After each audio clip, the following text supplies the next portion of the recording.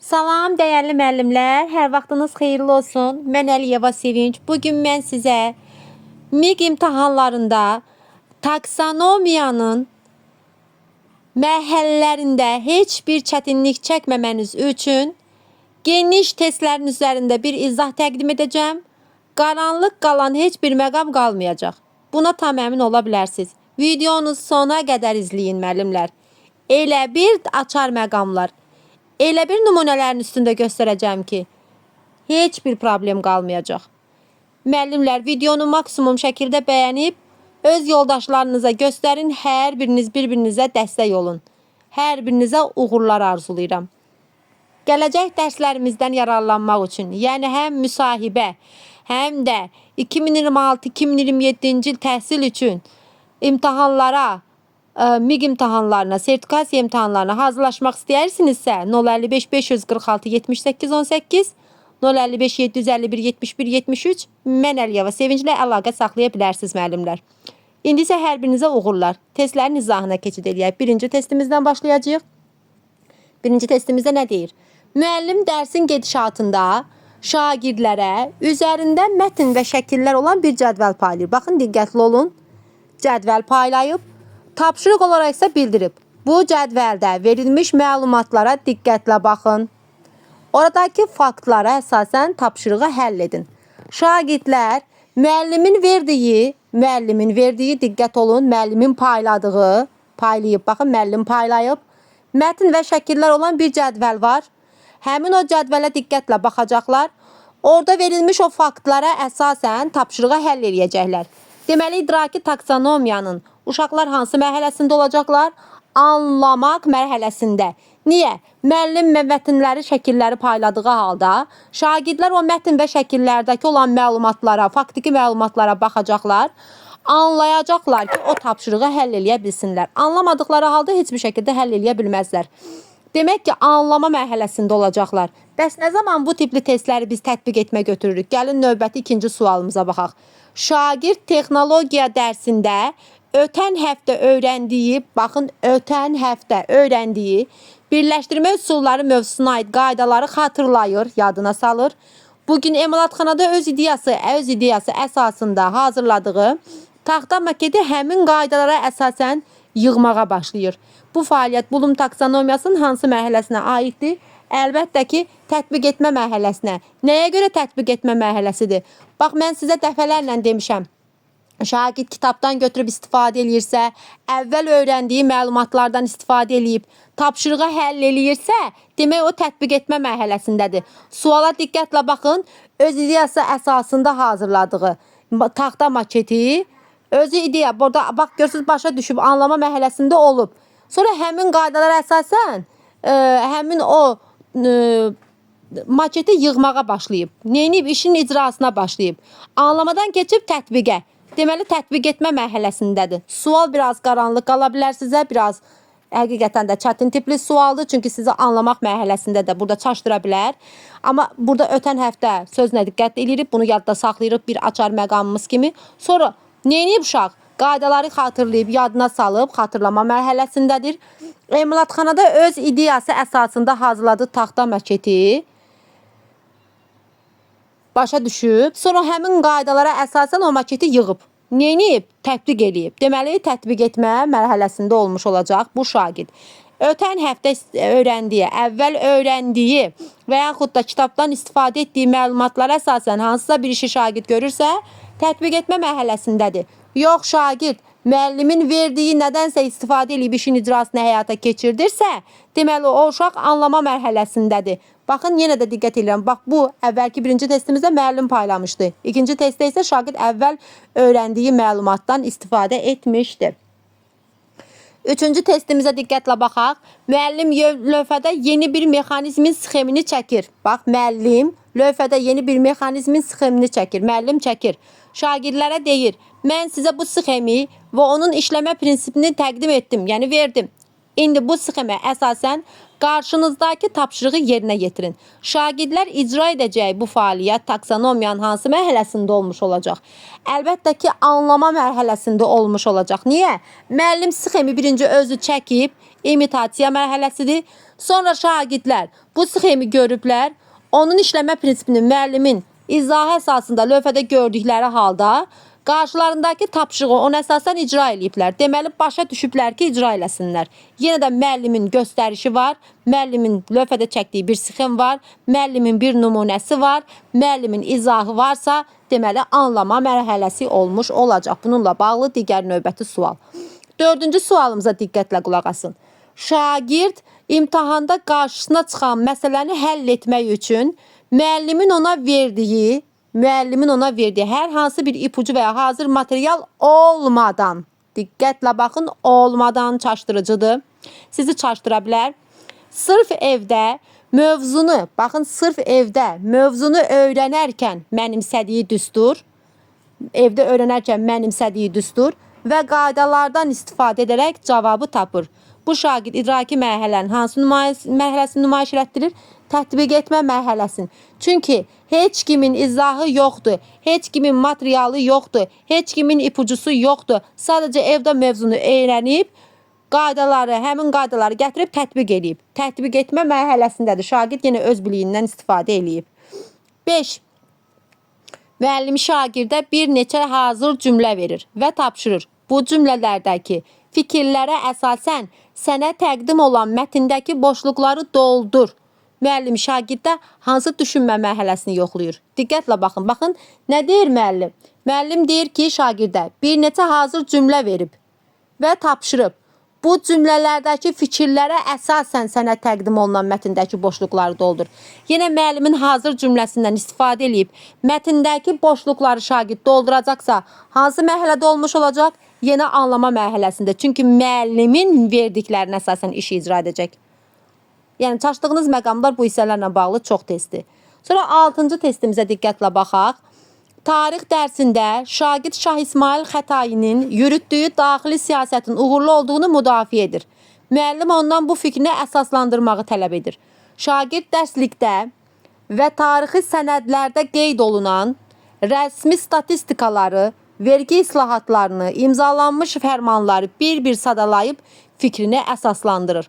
Şagirdin əsaslandırma zamanı taksonomiyanın hansı mərhələsini nümayiş etdirib?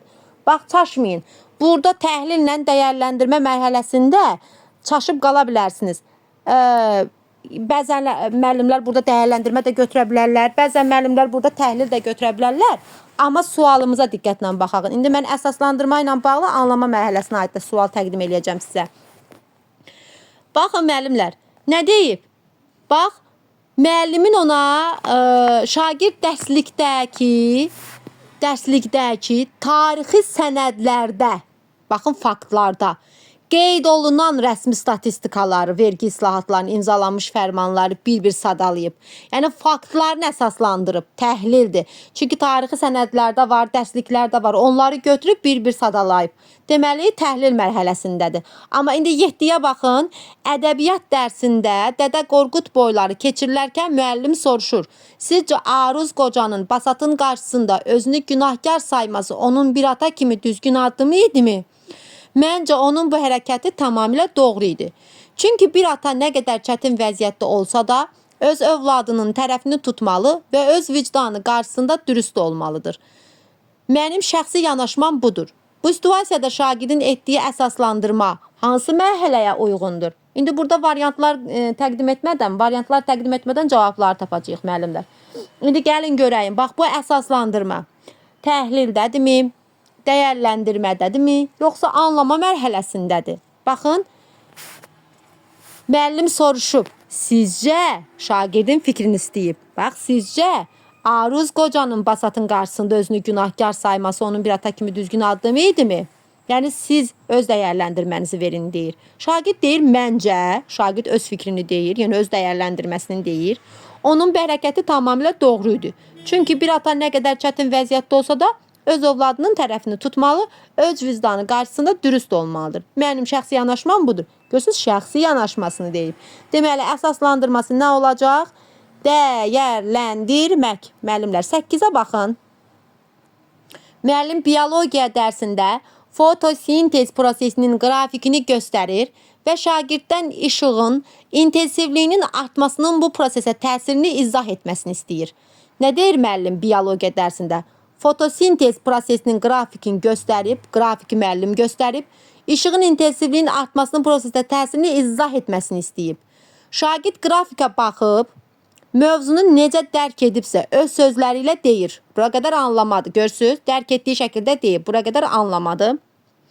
Sonra müəllim mən bura baxanda başa düşürəm ki, işıq müəyyən bir həddə qədər artanda proses sürətlənir. Çünki bitki o enerjini mənimsəyir, amma sonra sabit qalaraq deyərək arqument gətirir. Şagirdin bu sözlərin öz fikirlərini, öz arqumentlərini, öz sözləri ilə deməsi İdraki taksonomiyanın hansı mərhələsi olacaq? Anlama, arqument gətirmə sözünü görən kimi dəyərləndirmə fikirləşməyin müəllimlər. Görürsünüz, anlama da çıxa bilir. Mən sizə deyirəm axı ki, bəzən sözlər bizi başqa bir yerə apara bilər. Ona görə də biz hansısa bir feili götürüb, orada taksonomiya mərhələsi kimi götürməyimiz doğru deyil. Diqqətlə baxın, bir daha təkrar izah edeyim. Bu test sizə biraz qaranlıq qalacaq.